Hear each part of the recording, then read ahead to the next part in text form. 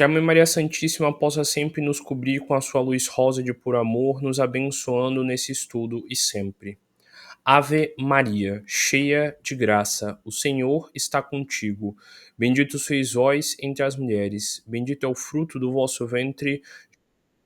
Santa Maria, Mãe de Jesus, rogai por nós, buscadores de conhecimento, agora e na hora do nosso desenlace, que assim seja. Boa noite a todos, sejam muito bem-vindos a mais uma reunião de estudo aqui do Centro Espírita Os Humildes de Jesus. E o tema de hoje vai ser um tema muito interessante, que eu acho muito legal, que é a morte. Obviamente esse já é o tema que a gente fala todas as noites, não é? Mas hoje a gente vai ter um diferencial na forma com que a gente vai abordar esse tema da morte. Esse foi um tema que eles sugeriram lá no grupo e eu achei muito legal de tratar ele. Por quê? Porque nessa palestra específica de hoje, eu vou falar da morte desde o momento próximo a ela acontecer, também do momento onde ela acontece, e eu também vou mostrar um trecho onde um espírito incorporado, horas depois de ter morrido, conta ele próprio, com as suas próprias palavras, como foi para ele morrer. Então, vai ser muito curioso, vai ser muito legal a gente entrar nessa percepção aqui, nessa interpretação, porque a gente vai ter margem para refletir algo que geralmente a gente debate em todas as palestras, mas vai ser um espírito que acabou de morrer contando como foi para ele todo esse processo, de como foi para ele ter que lidar com essa situação de que, olha, eu morri e eu tô aqui lidando com isso. Para a gente retratar esse tema tão interessante, eu vou usar aqui como base o livro O Céu e o Inferno, de Allan Kardec, que é um dos 5 livros do Pentateuco Espírita, que, pelo menos, eu não vejo sendo muito utilizado nos centros espíritas nos estudos. Por quê? Porque, primeiro, que o Céu e o Inferno é um livro mais filosófico, é um livro mais de definições e de refutações. Ele é um livro que veio depois dos principais, no caso, o Livro dos Espíritos, o Livro dos Médiuns e o Evangelho segundo o Espiritismo.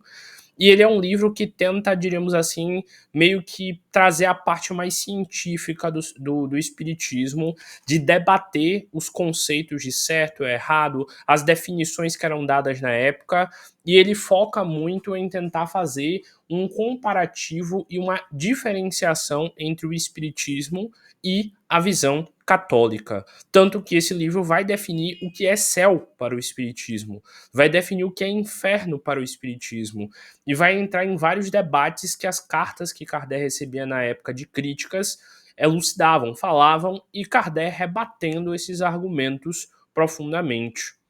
Então, antes de passar direto para o que eu falei que é o tema, dando aqui uma breve explicação, já que, como eu falei, eu nunca vejo o pessoal falar muito sobre o céu e o inferno, quer dizer, em comparação com os outros, fala-se muito menos.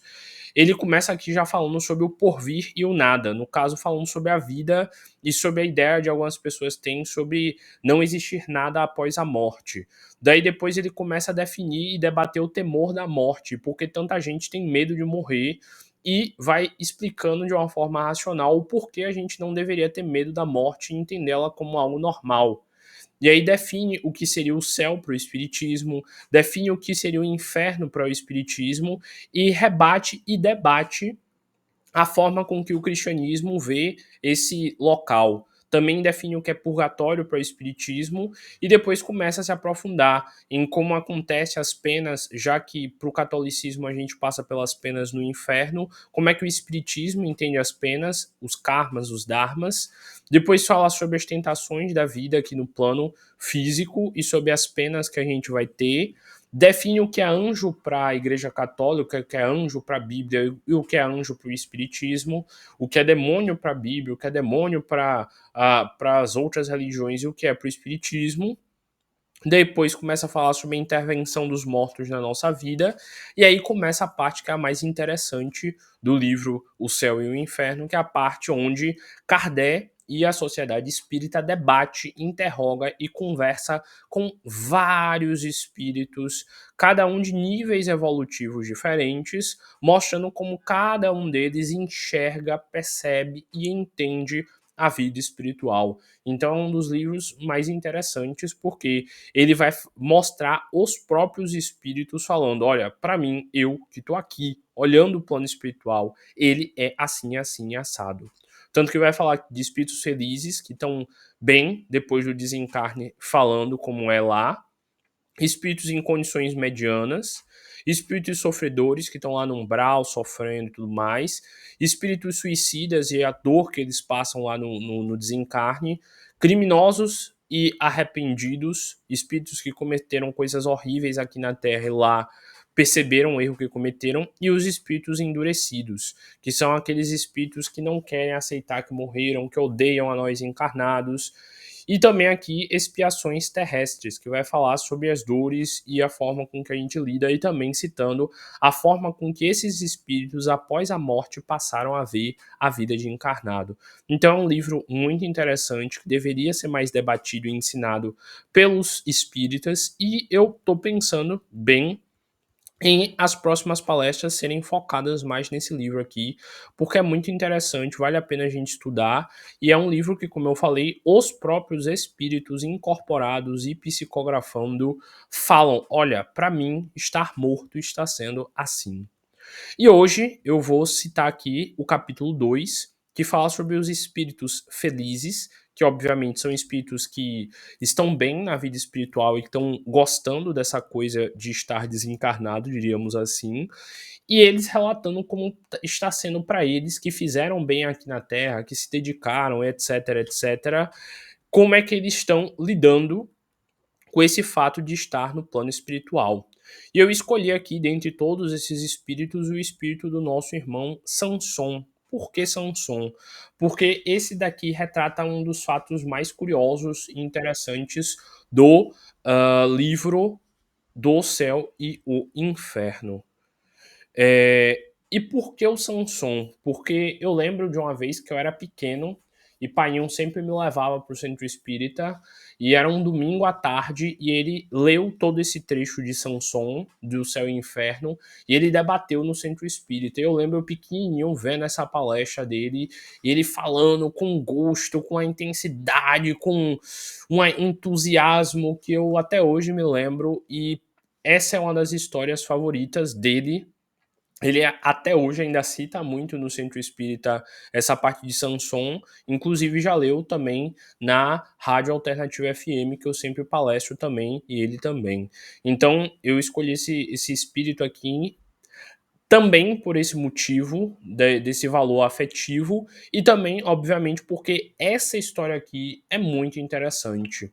Samson, dando um resumo breve, era membro da Sociedade Espírita Parisiense. Vamos dizer que ele seria tipo, sei lá, alguma das pessoas que está aqui ouvindo essa palestra.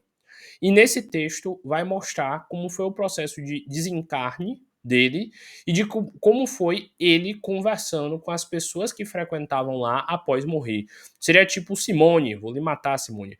O Simone morrer aí e eu chamar na próxima reunião ela incorporada para falar como é que foi o desencarne dela. Então, Simone, se prepare. Se prepare para que daqui a longuíssimos anos isso talvez aconteça para a gente se divertir. Com certeza ela tá lá rindo como o que desse exemplo que eu dei. Bora lá. Então começa já contando isso daqui que eu expliquei brevemente. Este antigo membro da Sociedade Espírita de Paris faleceu a 21 de abril de 1862, depois de um ano de atrozes padecimentos. Então ele estava muito doente, ele estava de cama, ele não podia mais nem ir frequentar o centro de tão debilitado que ele estava, e ele, prevendo a morte, dirigiu uma carta ao presidente da Sociedade Espírita com o seguinte tópico: palavras de Samson.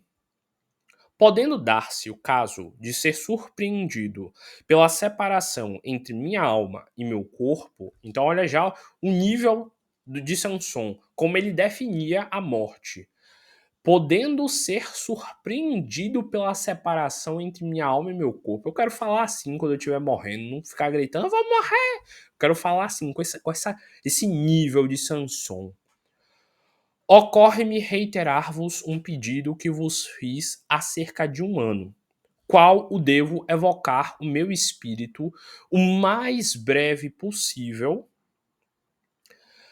a fim de, como membro assaz inútil da nossa sociedade, ele como estava de cama, não estava frequentando, ele se tratava dessa forma. Eu sou um membro inútil agora, já que eu não estou frequentando e ajudando vocês.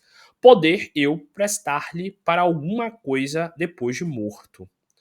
Ele estava na fase do coitadismo, esclarecendo fase por fase as circunstâncias decorrentes do que o vulgo chama morte e que para nós outros, os espíritas, não passa de uma transformação segundo os desígnios insondáveis de Deus, mas sempre útil ao fim que ele se propõe. Então Sanson já está aí deixando claro, olha, eu, quando morrer, eu quero que vocês evoquem o meu espírito o mais rápido possível para que eu tenha a utilidade de contar a vocês como é o desencarne, eu, como sendo membro da sociedade espírita, passar o meu testemunho. E aí continua. Além deste pedido, que é uma autorização para me honrardes com esta autópsia espiritual, então ele já deixou tudo assinado, escrito, bonitinho, dizendo que ele dava a permissão, porque a família dele poderia ser contra, poderia tentar impedir. Ele mesmo deixou que fosse feito isso e pediu para ser feito esse processo e provavelmente liberou também ser posto aqui no livro. Talvez improfícua em razão do meu quase nulo adiantamento, e que a vossa sabedoria não consentirá ir além de um certo número de ensaios. Então tá dizendo aí, ó, ele de novo se fazendo de coitado. Ah, eu não tenho conhecimento, eu não sei direito, mas quero tentar ajudar e eu vou dar a minha visão, eu aqui como membro da sociedade que estudo, que venho de vez em quando, ajudar vocês que aí estão mais focados devido à possibilidade. Ouso pedir pessoalmente a vós, como a todos os colegas, que supliquem ao Todo-Poderoso a assistência de bons espíritos e a de São Luís no nosso presidente espiritual, em particular, que me guie na escolha e na época de uma nova encarnação, ideia que há de muito me preocupar. Então tá falando aqui, eu peço para vocês orarem pelo meu espírito quando eu desencarnar, e eu peço que é o espírito São Luís, que para quem não sabe é aquele espírito que sempre assina os textos como espírito de verdade, e também é o presidente espiritual da casa, que é o espírito presidente espiritual, São Luís, que é o espírito de verdade, que me ajudem a escolher a próxima encarnação quando eu tiver de reencarnar. Então ele já estava pedindo auxílio pós-desencarne. Arreceio-me de confiar demais nas forças espirituais, rogando a Deus muito cedo e presunçosamente um estado corporal no qual eu não possa justificar a divina bondade de modo a prejudicar o meu próprio adiantamento e prolongar a estação na terra ou em outra qualquer parte deste náufrago. Então ele está deixando bem claro, espero eu que minha próxima encarnação seja boa e que eu possa aproveitar bastante ela e que ela seja menos sofrida. E aí continua. Para satisfazer-lhe o desejo, evocando-o o mais breve possível após o seu falecimento, dirigimos-nos com alguns membros da sociedade espírita à Câmara Mortuária. É o famoso velório. É o famoso local onde o corpo fica até a hora de ser enterrado. Era como na época era chamado, Câmara Mortuária. Onde, em presença do seu corpo, se passou o seguinte colóquio, precedendo 1 hora o respectivo enterro. Então, 1 hora antes dele ser enterrado, já tentaram fazer ele incorporar para ele dizer como é que estava acontecendo. E eles foram lá no velório com alguns médios de incorporação e alguns membros da sociedade espírita para fazer esse trabalho. Era duplo o nosso fim. Íamos cumprir uma vontade última e íamos observar ainda uma vez a situação de uma alma em um momento tão imediato à morte. tratando-se, ademais, de um homem eminentemente esclarecido, inteligente e profundamente convicto das verdades espíritas. Então, Sanson, apesar aí de se fazer de coitado, ele era muito inteligente, era muito dedicado, era um membro muito assíduo, e ele estava reclamando e se fazendo de coitado exatamente pela falta que ele sentia de estar lá presente. De novo, como eu falei, ele estava doente e de cama.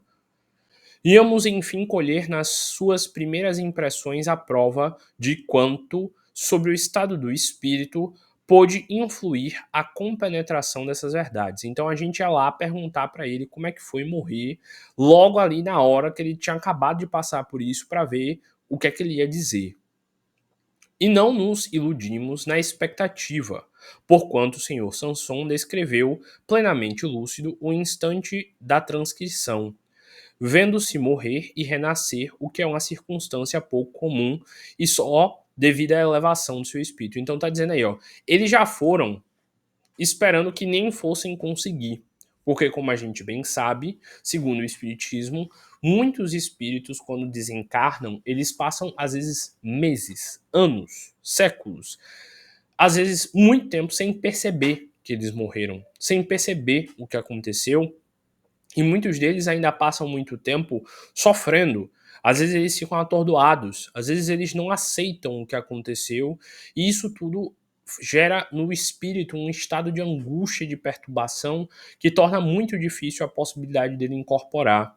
Às vezes a gente trata no centro espírita, durante palestras e incorporações, espíritos que já desencarnaram há mais de 100, 200 anos e ainda continuavam acreditando que estavam lá. Então eles já foram assim esperando que nem conseguissem fazer esse processo de evocação com o Sanson. Mas, por sorte e felicidade nossa, acabou que sim deu certo. Tanto que aí diz, ó, no início, Sanson faleceu a 21 de abril de 1862. E exatamente ao dia 23 de abril de 1862, eles foram lá na Câmara Mortuária fazer essa evocação. Desculpa. Por que no dia 23? Porque geralmente era esse o tempo que demorava para fazer a limpeza do corpo, a autópsia, essas coisas necessárias, e também foi o tempo que deixaram para poder. Tinha assim, na época o costume de deixar alguns dias o corpo ali ainda à disposição para caso aquela pessoa voltasse à vida, ou sei lá o que, caso ela tivesse tido um desmaio, um mal súbito ou algo do tipo.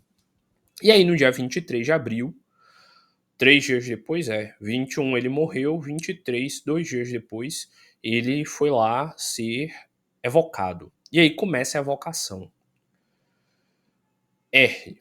R, se eu não me engano, era o nome a letra que correspondia ao nome do médium que estava lá chamando Sanson. Provavelmente o diretor na época da Sociedade Espírita. E aí continua.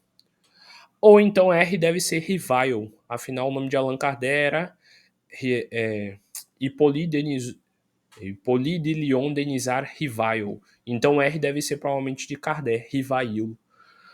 E aí, Kardec, eu vou assumir que é Kardec e vou chamar como Kardec, então.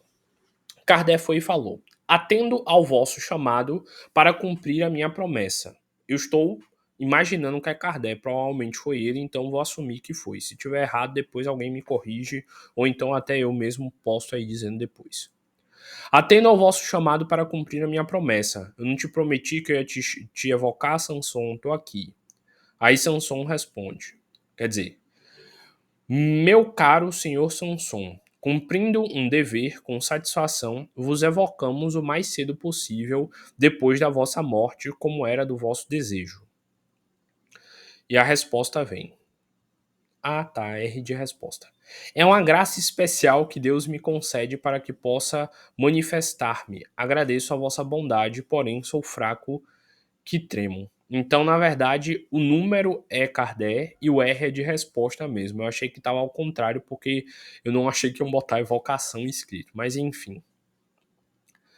Então, Sanson já vai e fala: é uma graça especial que Deus me concede para que possa manifestar-me. Então, ele já agradece o fato dele ter conseguido incorporar e estar ali passando o conhecimento. Agradeço a vossa bondade, porém sou tão fraco que tremo. Então ele estava se sentindo ainda meio atordoado pelo que tinha acontecido ali. E aí vem a pergunta: fostes tão sofredor que podemos, penso eu, perguntar como vos achais agora. Sentis ainda as vossas dores?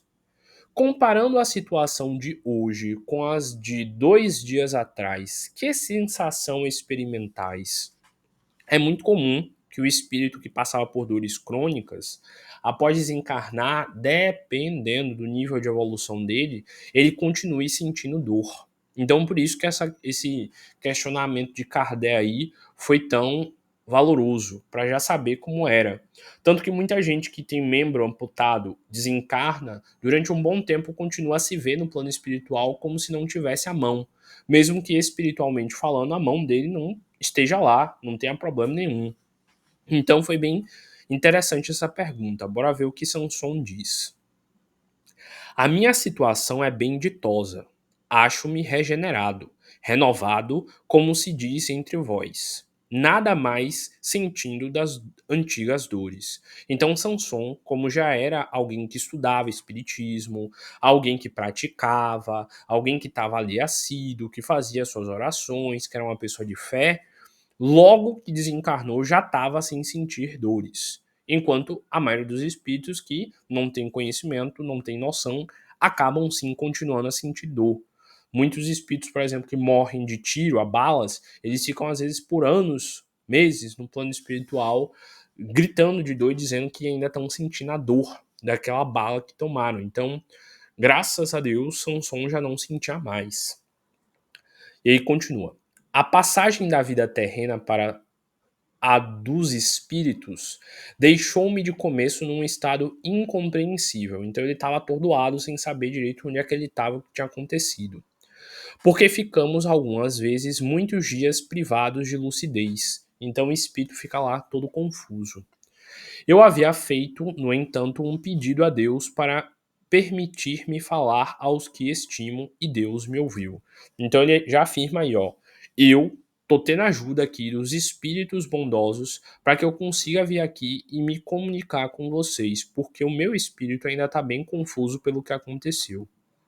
E aí Kardec questiona: ao fim de que tempo recobrastes a lucidez das ideias? Então, você morreu há 2 dias atrás. Quanto tempo demorou para você conseguir ter uma certa noção? Opa, eu morri e o que é que eu vou fazer agora? E aí Samson respondeu, ao fim de 8 horas. Então, depois de 8 horas que ele morreu, que ele conseguiu, depois de muito pedir ajuda a Deus, ter um pouquinho de lucidez para conseguir entender o que tinha acontecido. E ele fala: Deus, repito, deu-me uma prova de sua bondade maior que o meu merecimento, e eu não sei como agradecer-lhe por isso. Então ele é extremamente grato a Deus, porque só 8 horas depois ele já estava bem e já estava conseguindo se equilibrar espiritualmente. De novo, tem livros que eu já vi que passavam anos. Tem livros que citam que ainda tem gente lá da Idade Média, de muito tempo atrás mesmo, ainda sem perceber. Então é bem curioso ver como foi rápido de Sanson, graças ao trabalho que os espíritos fizeram com ele, e graças à lucidez dele também, que conseguiu isso daí tão rápido. E aí continua. Estais bem certo de não pertencerdes mais ao nosso mundo?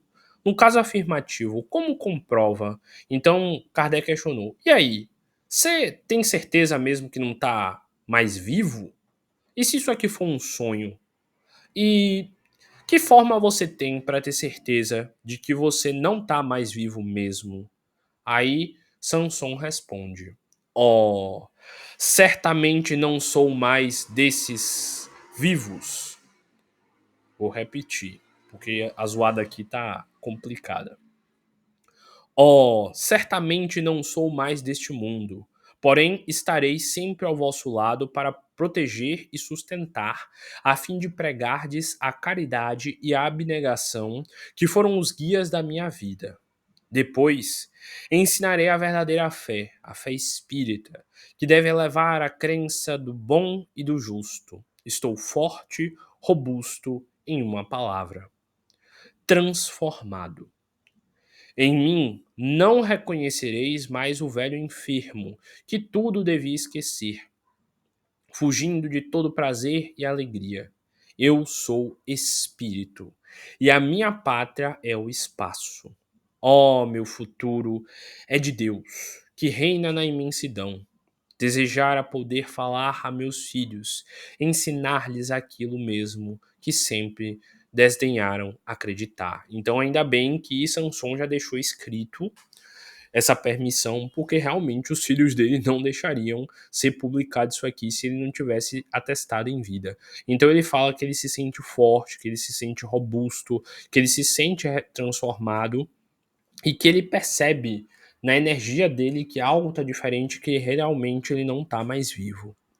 E aí Kardec questiona: que efeito vos causa a vosso corpo aqui ao lado? Então eles perguntaram: ó, Samson, você tá morto aí, o seu corpo tá aqui deitado, esse pedaço de carne tá aí deitado, e você tá aí em espírito. O que é que te causa? Que sensação você tem ao perceber que você tá aí morto no plano espiritual e que aquele corpo que tantos anos você ficou tá aqui? E aí Samson responde: meu corpo, pobre, mísero despojo. Despojo é aquilo que a gente já despojou, tirou, retirou. Ele está tratando o corpo dele como se fosse uma roupa, uma camisa que ele usou e que ele tirou do corpo. Por isso que ele fala mísero despojo. Ele despojou, ele tirou do espírito dele o corpo. E aí continua: volte ao pó, enquanto eu guardo a lembrança de todos que me estimaram. Então ele fala pro corpo dele: meu corpo, se deteriore, volte a ser pó, se decomponha. Eu continuo vivo com todas as lembranças. E aí continua: vejo essa pobre carne decomposta, morada que foi do meu espírito, provação de tantos anos. Obrigado, mísero corpo, pois que purificastes o meu espírito, o meu sofrimento, 10 vezes bendito, deu-me um lugar bem meritório. Por isso que tão depressa posso comunicar-vos convosco. Então Samson já tinha uma noção muito grande do que é um espírito e uma noção muito grande do que é a energia espiritual que ele é e o que é o corpo físico ali deixado. E a gente vê aqui o nível espiritual de Samson com essa resposta, porque ele não tem apego nenhum ao corpo, ele não chora, ele não fica triste, ele não fica assustado pelo corpo dele estar ali. Ele simplesmente diz: ah, mísero corpo, se decomponha e volte ao pó. Será que você, aí que está me ouvindo, tem esse nível de percepção e de entendimento em relação ao seu corpo? Você entende que ele é só um pedaço de carne? Você entende que se hoje você não tivesse almoçado, comido e colocado coisas dentro desse corpo para que ele continuasse a se fazer em carne e músculos, que esse corpo aí estaria morto? Você entende que se você não tivesse bebido água, ingerido líquidos hoje, seu corpo provavelmente estaria seco e decomposto? Você entende que todos os dias o seu corpo está se refazendo em milhares de células?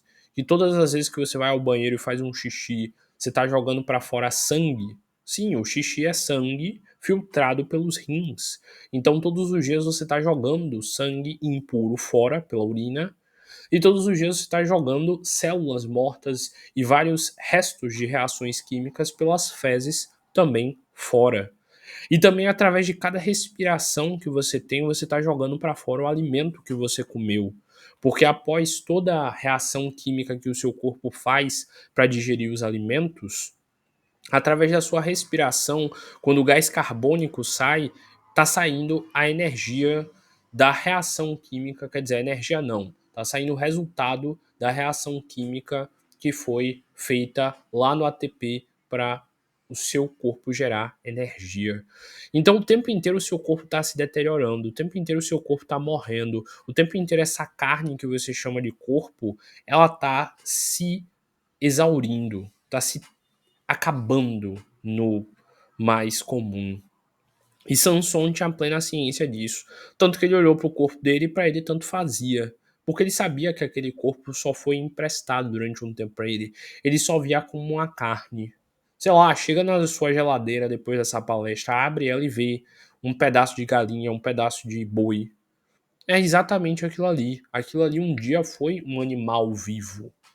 E um dia essa carne que você tá aí também será a mesma coisa. Eu espero que sua carne não vá parar num congelador, igual eu falei agora do exemplo da galinha e do boi. Mas você vai virar um pedaço de carne sem vida um dia.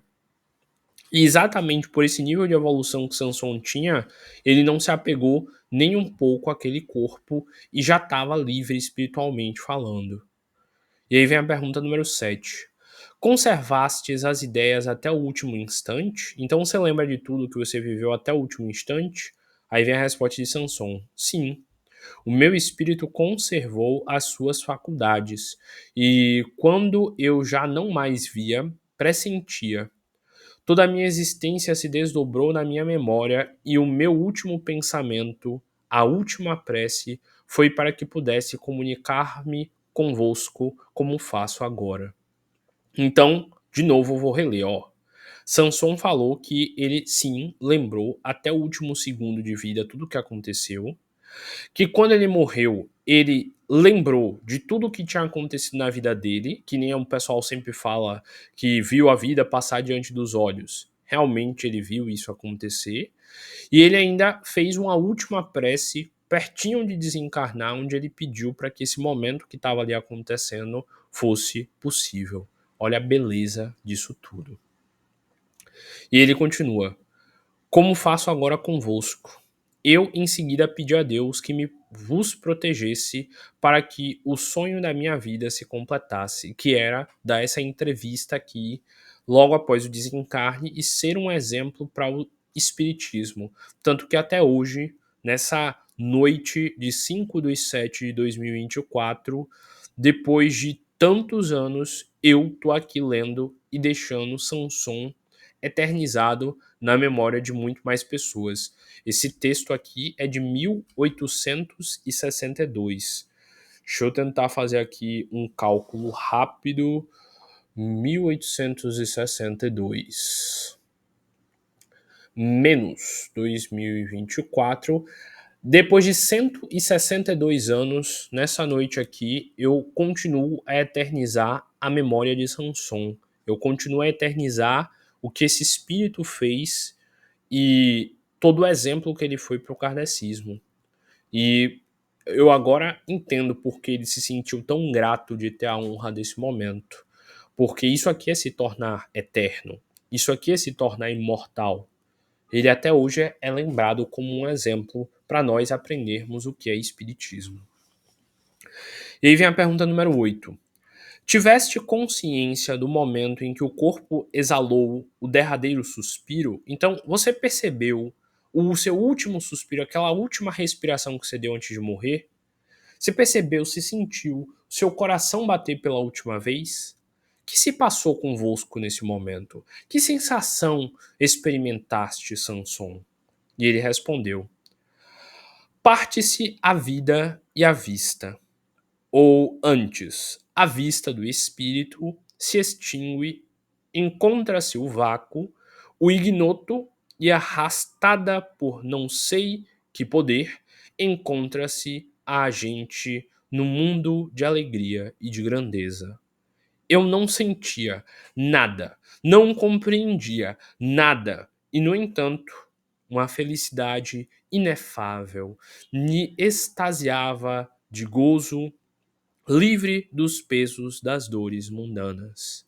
Que resposta incrível! Eu vou reler ela para vocês entenderem melhor. Ele fala: parte-se a vida e a vista. Então, ele sentiu que acabou a vida dele. E a visão do que era estar vivo para ele, as sensações do corpo, o tato, o paladar, enfim, tudo, todos os sentidos acabaram-se. E num instante, a vista do espírito se extinguiu, encontrando-se o vácuo. Então, por um instante, ele deixou de ser humano e ele se viu num vácuo, numa coisa que ele não sabia explicar, num nada, numa sensação ignota, uma sensação que não dava para ignorar, uma sensação sem sentido. E ele sentiu que ele estava sendo meio que arrastado por um poder que ele não sabia definir o que era, e do nada ele se encontrou num local cheio de alegria e de grandeza. Então, de novo, repetindo, ele estava lá, ele sentiu o corpo dele, de um instante para o outro, ele sentiu que ele não conseguia mais perceber o corpo dele. Daí ele começou a perceber os sentidos que o espírito dele percebia, e após sentir os sentidos do espírito dele, ele se sentiu ser puxado por uma energia muito poderosa, que ele não sabe definir o que é Deus, que é as energias que tiraram ele do corpo físico e botaram ele no plano espiritual, e que ele sentiu uma grande alegria e grandeza. Lá nos livros de André Luiz e também de Ramatiz é explicado exatamente isso daí. Tanto que André Luiz fala que o primeiro plexo a ser desconectado é o plexo coronário. Eu explico isso lá nas palestras sobre ansiedade e depressão, o significado de cada um dos plexos e como equilibrar eles. Depois é o frontal, por isso que ele diz que parou de ver e de sentir a realidade. Depois o laríngeo, o cardíaco, o solar, o básico e o genésico. Essa aqui é a ordem de quando a gente encarna.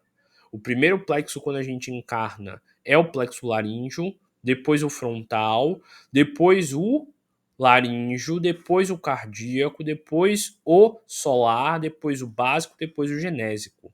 E quando a gente morre, o primeiro plexo a se soltar é o genésico, que fica na região dos testículos barra ovário nas mulheres.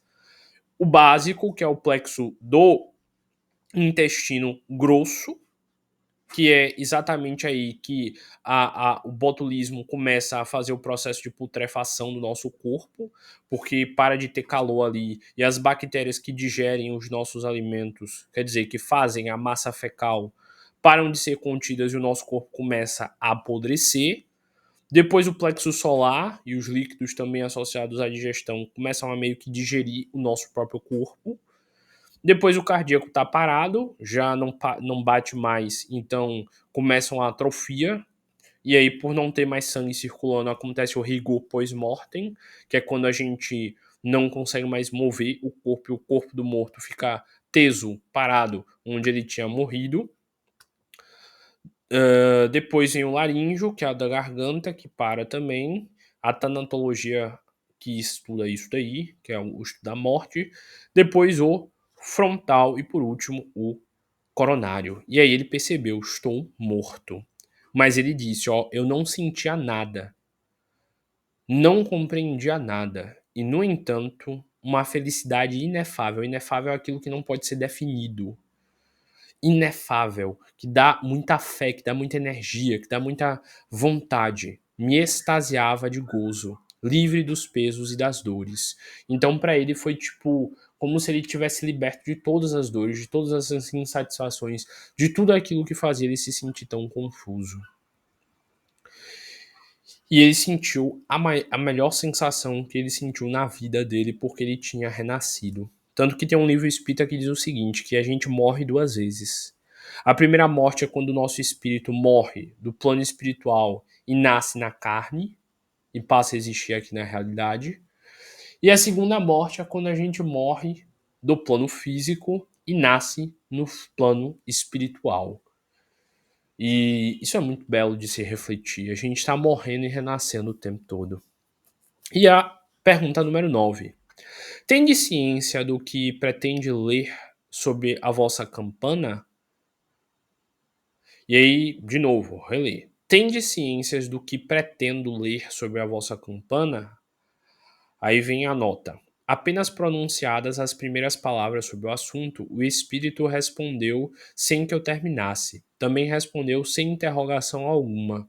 Há certa controvérsia suscitada entre os assistentes sobre se seria oportuno ler essa comunicação no cemitério, achando-se presente pessoas que poderiam não compartilhar das nossas opiniões. Então, começou a fazer essa pergunta aqui, e enquanto estava começando a fazer essa pergunta, o próprio espírito do Sanson já saiu respondendo antes mesmo da pergunta ser encerrada. E aí eles fizeram essa nota aqui explicando isso e explicando que provavelmente o Sansão fez isso porque ele não queria que as outras pessoas que estavam ali ouvissem a resposta. Quer dizer, ouvissem a pergunta.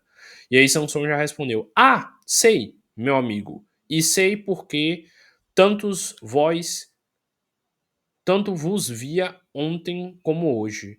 Que grande é a minha alegria. Obrigado, obrigado. Falai. Falai para que me compreendam e vos estimem. Nada tendes que temer, pois que se respeita a morte. Falai, falai, pois, para que os incrédulos tenham fé. A Deus. Falai. Coragem, confiança. E oxalá meus filhos possam converter-se a uma crença sacrossanta. Então, basicamente, Samson cortou aí Kardec, falou para não serem feitas mais perguntas e para encerrar o assunto não fazer aquela pergunta, porque não seria o melhor momento para fazer aquilo. Provavelmente depois, em outro contexto, Samson voltou e respondeu direitinho para Kardec. Então ele vai falar aqui, eu achei interessante o finalzinho aqui do que ele falou. E ele vai aqui e fala de novo esse finalzinho que eu achei curioso. Que ele fala: Falai, pois, para os incrédulos que tenham fé. Então ele meio que disse: olha, sim, pode postar, sim, pode falar tudo aí que eu falei, pode publicar no livro, etc, etc. Adeus, falai, coragem, confiança. E oxalá meus filhos possam converter-se a uma crença sacrossanta. Eu acho que isso daí é um erro de tradução, ou sei lá o que. Depois eu vou procurar em outras traduções para ver o que seria esse oxalá, porque não faz muito sentido com o contexto, mas como Oxalá pode ser uma frase que representa meio que fé para eles ou algo do tipo, pode ter sido isso. Aí tem aqui a assinatura de J. Sanson. E aí termina aqui. Durante a cerimônia do cemitério, ele ditou as palavras seguintes: Não vos atemorizem a morte, meus amigos. Ela é um estágio da vida, se bem souberdes viver. É uma felicidade, se bem a mereceres, e melhor cumprirdes as vossas provações. Repito, coragem e boa vontade. Não deis mais que medíocre valor aos bens terrenos, e sereis recompensados. Então, olha que frase bonita.